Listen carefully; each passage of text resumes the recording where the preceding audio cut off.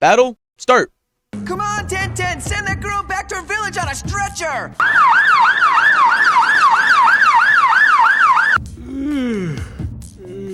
Yeah, that just about sums up this fight. 10-10's aim is perfect. She always hits her mark. I missed her? She never misses. No. There must have been something that made her miss. For the most part, I actually really like the idea of 10-10 as a character, just like a weapon specialist. She's honestly one of those characters I wish was expanded upon, cause like, someone who only uses weapons? That's so cool. The Sand Village wins again. What are you talking about? The match just started! It's over. This is like the first official instance of Shikamaru being shown as smart. Just by looking at the matchup, he can tell what the outcome is. We haven't seen that by anyone yet. Okay. Has anyone else thought that 10-10 just runs like really slow in the shot? Maybe it's just the angle.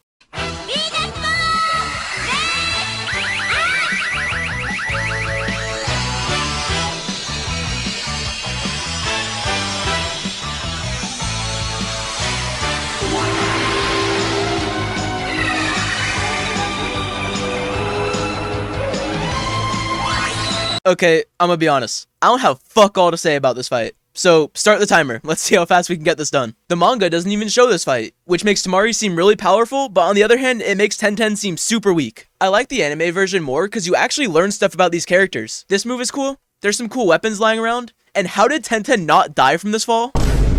Yep, it's another win for the Sand Village. Just like you said it would be. Well, of course, that's why I said it.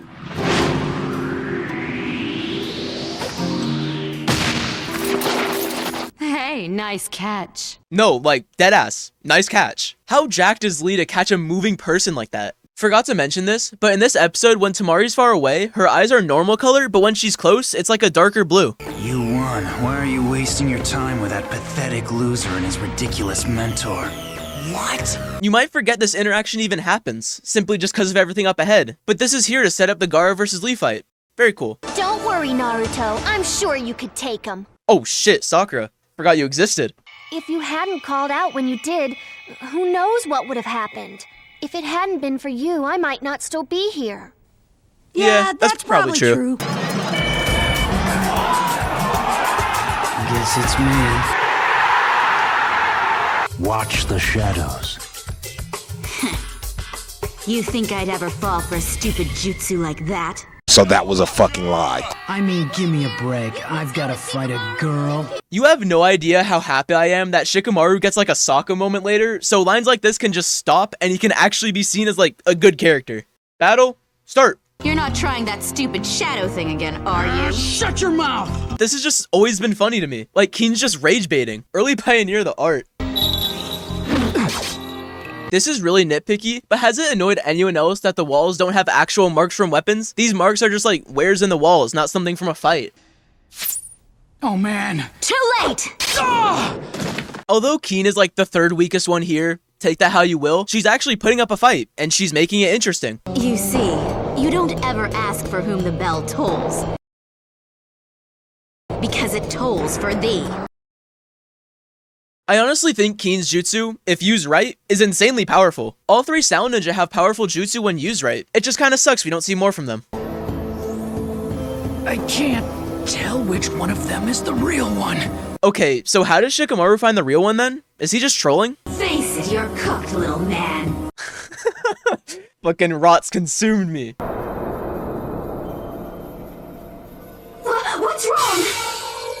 You guys can delete your comment on how Shikamaru found the real one now. This shows how smart Shikamaru is. Throughout every fight Shikamaru's in, he thinks outside the box to get a win. And putting your shadow under the thread is the smartest thing we've seen so far in the Chunin exams. Look at that thread you're holding. Don't you find it a little strange that it would even cast a shadow at this height? It's a really smart battle tactic, and people are seeing this. Although this isn't the third exam, I wouldn't be surprised if this would have helped Shikamaru's case for becoming Chunin. It's that way for everyone. Every person who wins here, besides a couple people, are promoting themselves to the people watching. This is like the third exam before the third exam even happens. Big deal, I'll do that too. This is a second smart tactic. Did you ever notice Choji, the genin that knows Shikamaru the best, was never fazed while watching this fight? Literally everyone else is. Choji knew he was winning. The wise shinobi carefully scouts the physical layout of the battlefield.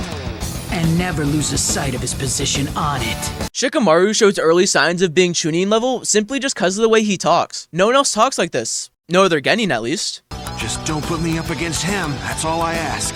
This'll come later, in a couple episodes. I'll leave it here for now. This year's rookies look like they could be quite a challenge.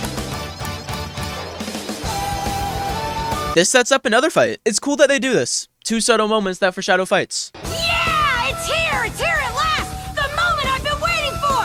Finally, I get a chance to show what I've got! Naruto gets so hyped here and then just like refuses to be the first one to attack. To be fair, Naruto has like a 0% success rate when he's the first to attack, so it kind of makes sense. Look at that! It's us against the kid! Hey, Shikamaru, I think you and I just won the lottery.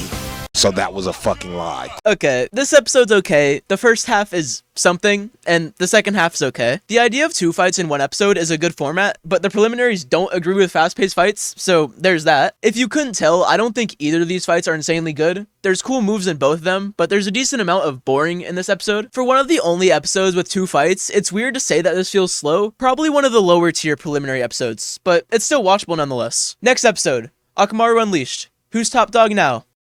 Not Kiba.